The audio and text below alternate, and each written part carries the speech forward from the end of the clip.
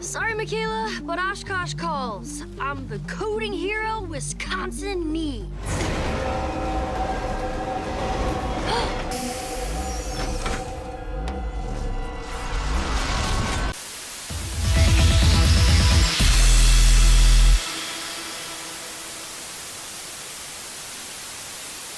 Hello and welcome to Watchin Stuff, the show about watching stuff. I'm Nero, and with me is my Canadian counterpart, WHYBOY, and we are going to be discussing, because this is an animation channel, and we don't just want to be the Scooby-Doo folks, although that's going to be inevitably what's going to happen. That's what I am.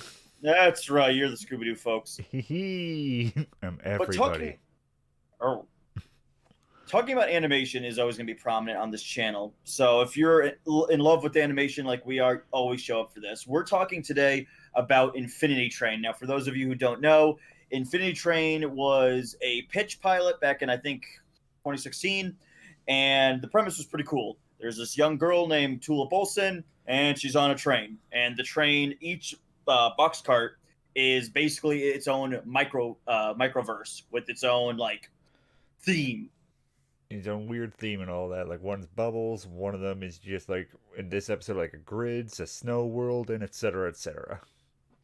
Yeah, so playing with that premise, it was very popular, responded by the way, because they released the pilot through their YouTube channel, which is smart. A lot of networks should start considering this actually as an option to guarantee your stuff is getting any acknowledgement is utilizing the form of streaming. Yeah, and a lot of those like Cartoon Network pilots from that time have like spread it up now. Like Victor and Valentino, another like big Cartoon Network show on now, it was one of the pilots that came out around that time and got hit with like hundreds of thousands of views and a lot of support for it. But Infinity Train was definitely one of the key pilots that got the most love for it. Like the creator Owen Dennis was just putting it up on all of his social media and just like showing the growth of how much people were just loving this show and they just wanted more of it. When the pilot originally came out, very shortly afterwards, people started a petition to greenlight Infinity Train, and it got 57K signatures. 57000 signatures. Yeah, that is just like, yeah. Like people, like just obviously people were looking forward to Infinity Train, and we were looking forward to Infinity Train. There is just sort of a blotch on our record of it for Infinity Train. Like since like the teaser came out, like I believe last year when Nero came to visit us, we did watch it, and there was clearly a change in the aesthetic styling of Infinity Train from the original pilot. Seeing as how they went from just like a solo pilot sort of budget to now where they can just more streamline it to an actual TV series. And yeah, I mean, it's probably also to help make animation easier. Yeah, so they're allowed to basically do a whole lot more in terms of just creativity with the worlds and all that sort of stuff. It's like with less going into much more complex animation that we saw from the original Infinity Train pilot, we're now going to probably get a lot more just creativity in the boxcar worlds that we're going to see in the future now. Yeah. So, I mean, that's kind of cool. They released the first episode on their app, which we got to take a look at. So let's discuss the pilot, or not the pilot, the first official episode of the show. It's a bit different from the pilot. They actually show us, they introduce us to the character of Tulip, and she is a nerdy girl who apparently enjoys eating onions as just like you would an apple. Look, because she's just so into Shrek. You just know her. She's just that sort of nerdy girl. She does wear green. Oh, but yeah, she's a girl. She's into coding and such. But from the pilot, I never could have really imagined that with this show that they were going to just really explore a much more darker route when it comes to like children's shows, as it's just divorce. Like Tulip is a child that's going through a divorce with her parents, and also the awkward situation where the parents are actually trying to coexist, sort of thing, just trying to almost reconnect back together, and that just leaves her in a very awkward position of what to actually feel. And the fact that we have kids cartoons, I think this is something that Disney kind of is to blame for it. They don't like to show the messy side of relationships. It's either, oh, you have one parent and everything's copacetic and fine, or you have both parents, and there you go. Yeah. Like you don't want to talk about the part where it's like I mean, Gravity Falls did it pretty good, where Seuss loved his mom, but his dad was a total deadbeat. Right, exactly. And just clearly just from this pilot, we could see just how torn up Tulip was and how just frustrated she was feeling.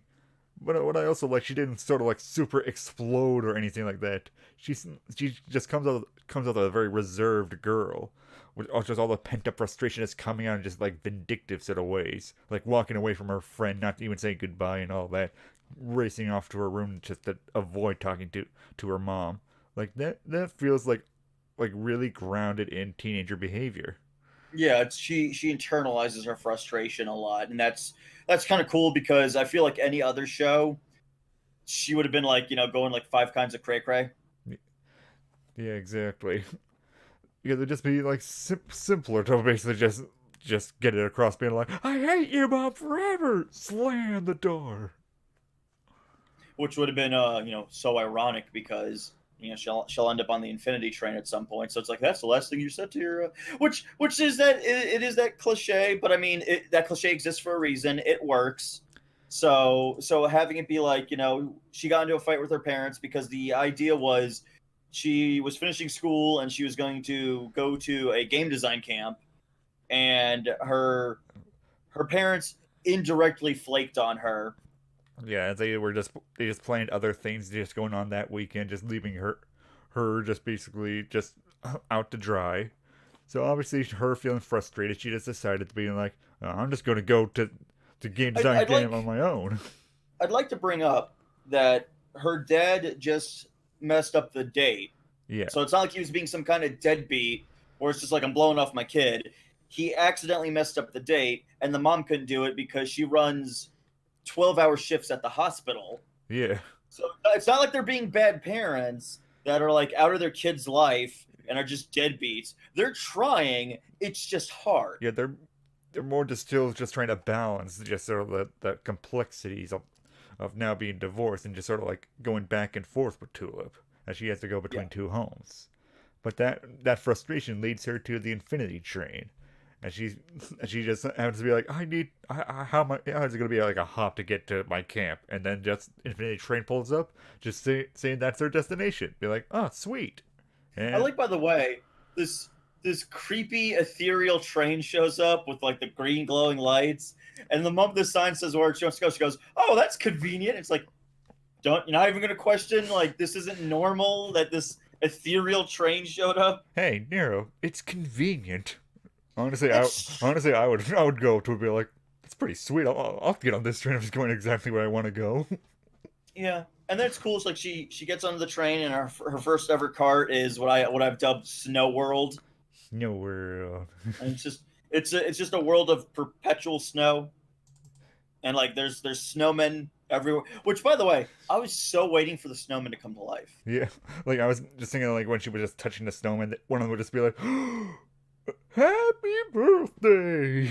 I didn't think it would be that horrifying, but yeah, I was thinking that wheelhouse where it was where like the moment she like touched his hat, it was gonna be like, "Hey, do I come over to you and like pull things off your head?" Oh, but no, it's like she's walking around, meets this adorable robot. Yep, it's everyone's favorite character from the pilot, other than the corgi in there. 1-1. I like 1-1 because like Jeremy Crutchley, who plays the optimistic side, Glad One, he sounds like John Oliver. You're just into John Oliver, which I can't blame you for. I really like John Oliver, and last week tonight, he's a great. He just has a great personality and great voice to him. Oh yeah, and then the by the way the pessimistic side, Sad One, is voiced by Owen Dennis. No, What's the show creator? So that's nice. And he sounds like he's doing like an Alan Rickman impersonation. Yeah, he really just gives across just that sort of like, oh, I guess we're all gonna die. Well, like basically it's like Eeyore. Yeah. Like they're walking through the snow and it's like no one could open that door. There's only one way out. Yeah, hypothermia. Oh, jeez. Yeah. Oh my God. Calm down, 1-1. Thanks. And then, after that, she goes into the next room, and what did I... Puzzle World, I think? Block World? Yeah, Grid World, that's the episode called it. And which is neat. It's you touch the grid, you make the boxes. Make the boxes go, and it's just cool. Yeah. It's pretty neat. It's pretty neat, and it's also fitting because she's a game designer, and it's like basically pixel art world. Yeah, by the way, her game, it was Space Invader. Well, when you're designing games, you usually start off with just very simplistic ones. Like but she's like creating something that already exists, though. Assuming Space Invaders doesn't exist in her reality, and her like. Hey, I created a platform when I did game design. It was basically Super Mario. I was gonna say, was it about a plumber trying to save a princess? No, it wasn't that. It was still a platformer, though. And I was just being like, okay, how do I make this jump like Mario? Because that's the quintessential platformer. And Space Invaders is the quintessential, like, just shooter like that. That's true. So after she discovers Grid World, Tulip is able to leave the car, because to get to world, you go from car to car through big doorways. And she enters what I can only just describe as, like, the Hellscape. Yep. And the Hellscape apparently shoots out a hell beam that then pulls passengers out and, like, atomizes them. Yeah, when, like, this is the shot of just a passenger dying. Like, yeah, you and I were sitting there, it's like we see, like, the outside, beam comes out, guy gets atomized, She was like, oh my god. And I just had a funny thought, just imagine me like, I wonder if that guy was going on like in a magical adventure like Tulip is. I like the fact that the takeaway was like, I wonder what his story was. Doesn't matter now, it's over. Yeah, he's dead now. He's dead now. And like, Tulip has the most human reaction. Oh, I'm getting off this train. She tries to book it into the Hellscape, and then she runs into... Like, I know I keep throwing the word hell around a lot, but, like, what else is there? She runs into, like, hell roaches. Yeah, hell roaches that are part dog as well. Like, it's just like, oh my god, no, I don't want to be on this. I want to be on the train. It doesn't have roaches on there. My working theory is that the Hellscape is, like, the space between worlds. Yeah. And, like literally, it's the infinity train, so that's literally just time. You're basically in your... just time, dimensions, and all that sort of stuff on the infinity train. Yeah, the train represents time and space, and the world it travels through, or the tracks that it's on, is the in-between. And the roaches just represent hell. Well, like, the roaches are... Did you ever see, or do you know about a movie? It's a Stephen King novel turned into a TV series. It's called The Langoliers. Oh, yeah. Oh, yeah. You mean the meatballs? Yeah. Like, this is basically their meatballs. Like, I'm guessing that the roaches serve the same purpose as, like, a Langolier, where when you're out of time, they consume you because you're an anomaly outside, like, the time stream. Yeah, and that's why they immediately went after Tulip when she was off the train. And, just like, and they try to eat her soul. Yeah. Yeah, they literally did. I didn't think they were going to go the whole soul route. There's a lot of, like, horror. I don't even... You know what it is? I don't even think they eat her soul. My theory is they're eating her time. Yeah. Like, it was just going to rapidly age her. She was just going to drop dead. Yeah, that is true. That's also what I'm thinking about about the number on her hand and all that. Like, I've been trying to think, like, it has something maybe to do with, like, just a ticket sort of time. Like, my theory is that's the amount of worlds she has to go through. That I'm not sure about, because when we saw, like, in the original pilot and such, like, she went down from, like, just a big, like, number in the 3 digits to, like, 100 number, and it feels like it's a big leap when she only went through, like, 2 train cars. So well, you have to also keep this in mind. A pilot's just proof of concept. Yeah, that is true. But it's not like that's the canon and that's it. That's just the proof of concept of how things might work. Maybe from there to the final product. Maybe from cart to cart it goes down. Yeah, you could have changed the mystery around. Although I do feel like with just the hand thing, that seems to be like one of the key mysteries. So I think he would have planned it at the very least. Like, that's what, in the realm of my world, that's what this means, and that's what that faceless baby doll, like, tentacle creature is. Oh, the steward, yeah. Yeah. And for those who don't remember, there was a tentacle baby face like steward in the pilot, which will definitely show up again. The one that tells you return to your seat. Yeah, and just gives you nightmares.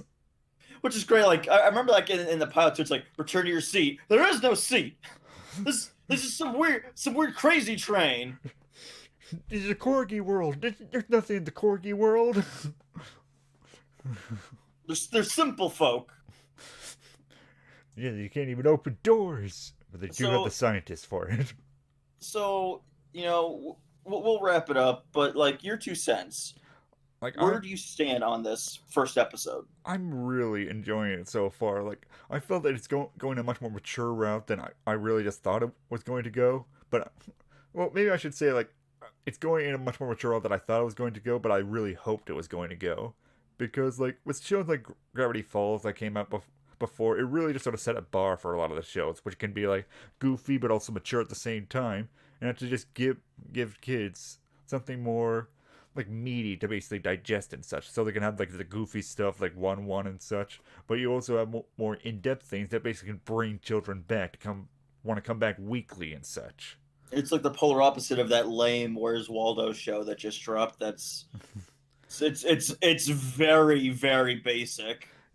Yeah, like I'll be honest, like if I was creating like a children's show, I would like a lot of those ideas I would probably have put in there. I would have just chopped it down to 11 minutes each to be like, okay, we're going to Mexico in this episode. We're going to Carnival in the next episode. Like that sort of thing. Like that's what I would have done, because definitely 22 minutes would drag it out too long. But that's where this episode really just shined. It's 11 minutes and it just hits you hard with the mystery, and you just move forward with it. It just entices you and just gets you in there. Like sometimes you, like having that 22-minute runtime, you sometimes end up with dragging moments because you kind of have to fill it, because there are ads and such that basically TV networks really need you to have in there. But with Infinity Train, you don't have that problem. No, you like much like Stephen U, Craig of the Creek. What's the new one we're watching with the frogs? Oh, Amphibia. You get bite-sized storytelling, which to some people I understand the detriment. I was growing up in an era where it was very normal to have 22-minute episodes as opposed to 2 11-minute episodes. But it seems like they got this down to a pretty good format where in 11 minutes you get a lot of data.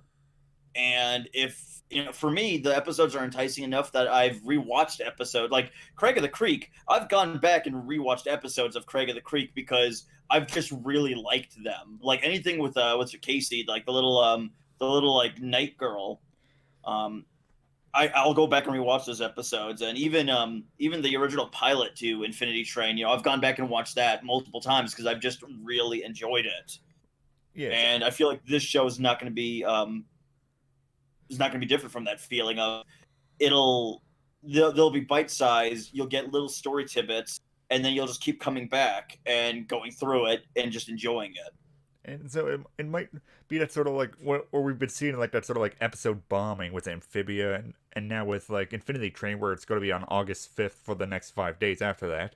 It's going to be bombing new episodes over and over, which starting to think now that may actually be in almost its benefit, because like episodes already get up online so fast already and get shared around. That might be the best way to get like shareability out there just quickly enough so people want to watch it again and again, especially if it's like digestible like this.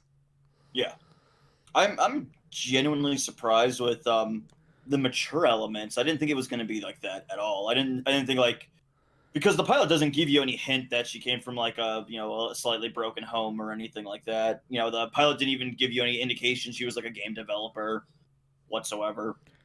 Yeah, she was just a girl on a train. It really just shows more dimension to Tulip, and just sort of like well, it's sort of the straightforward reason that she is running away from home, and so obviously she just hops on a train to basically get out of there. Just like that typical sort of. She wasn't even running away from home where it's just like, I'll show you, Mom. It was just, no, I'll just go on my own then if you're not gonna take me.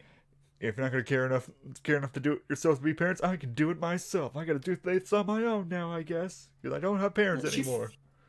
She feels like a 12-year-old, and kudos to Ashley Johnson, who's the voice performer. She played Gwen Tennyson in Ben 10 after they aged everybody up.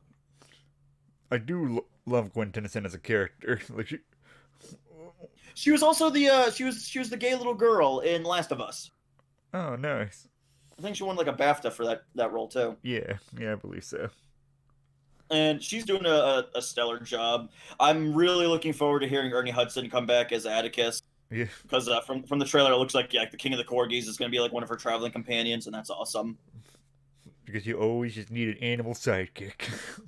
Well, yeah, but like Ernie Hudson is a great performer, and it's really a detriment that he's not in enough. Like he was in Transformers Prime, and he's phenomenal. Yeah, even if they just re-release the pilot, it's just one of these episodes. I'll just be like, well, that pilot was brilliantly written. I don't mind if I'm just seeing it again in a new art style.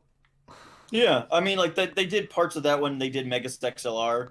They kept portions of the pilot in the official first episode of when Megas XLR came out, and you could watch with the art style in Megas XLR's first episode and pilot change art direction. Mm-hmm.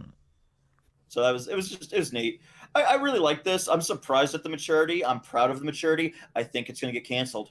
Yeah, yeah, I don't want it to. yeah, I just do not trust Warner Brothers and Cartoon Network to be competent. yeah. No, I can definitely understand that pessimistic side of things, like because it is realistic and such. I'm gonna also just be the optimist sort of thing, and I want to just envision that's going to end like Gravity Falls. That Infinity Train will feel like almost like a series-long movie where it actually has a conclusion to it. To feel like if you just watch it from beginning to end, it'd be like sitting through like an extra long movie. That is very just fulfilling to watch.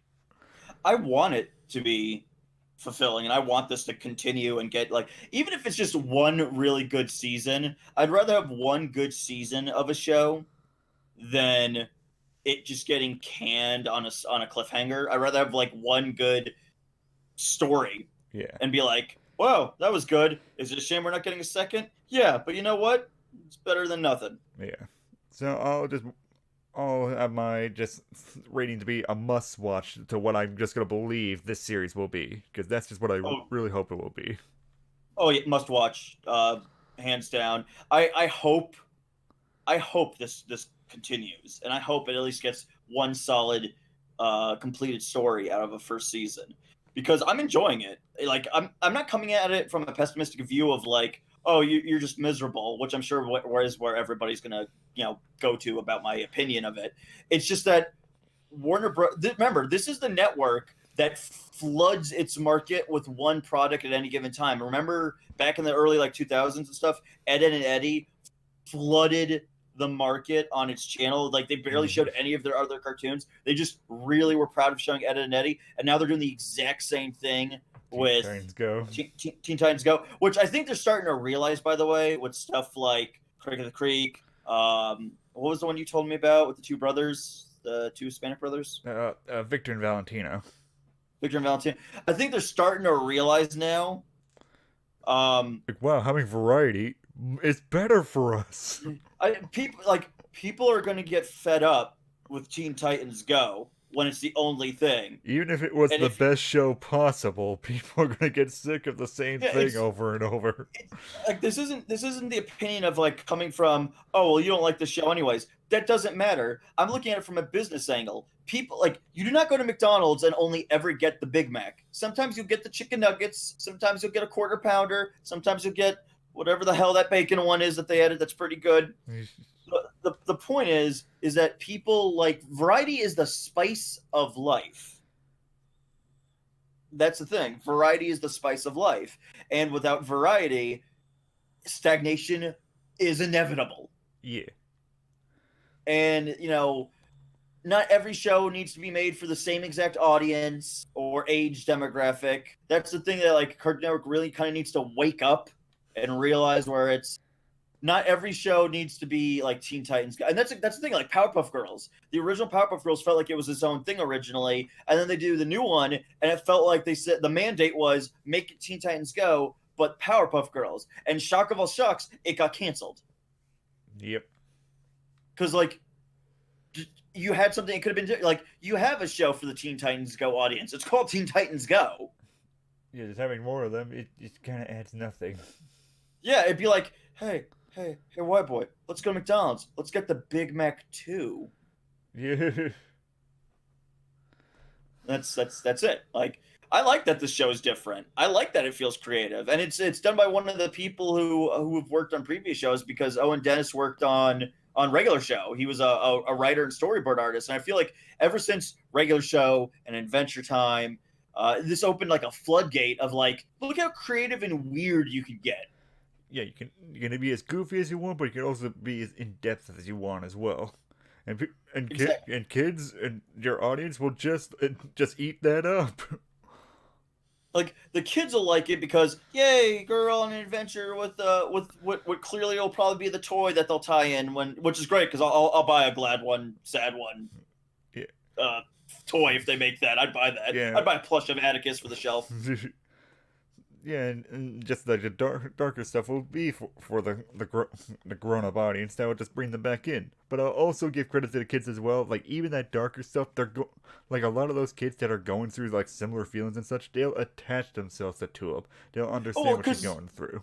Yeah, and Tulip's 12. She's a 12-year-old, so she's not like a 5-year-old or something that doesn't understand. She's an upset like preteen. Yeah. So that's going to make her really relatable to characters. So in the end, we both agree. We hope this thrives. Yeah. But please, when it comes out, please give it a watch and just see for yourself. As for our like, are there any new cartoons coming out that like anybody wants us to look at? Obviously comment on that. And for those of you who have access to the app and did watch the first episode premiere, what are your thoughts on it? Do you feel like this delivered on what that pilot promised us like 3 years ago, or do you feel dramatically let down? I don't. I don't either. I think it just delivered that pilot and more. I think it over delivered because none of us were expecting like, wow, we knew it was kind of dark because the steward was like really creepy, but that was it though. We didn't think it was gonna be like mature elements, like a child dealing with like a divorced family and stuff like that. I was expecting fantasy darkness, not real world darkness. I wasn't expecting emotional issues. Get out of here! I just want stupid stuff. Where's my Teen Titans Go booty shaking? Yay!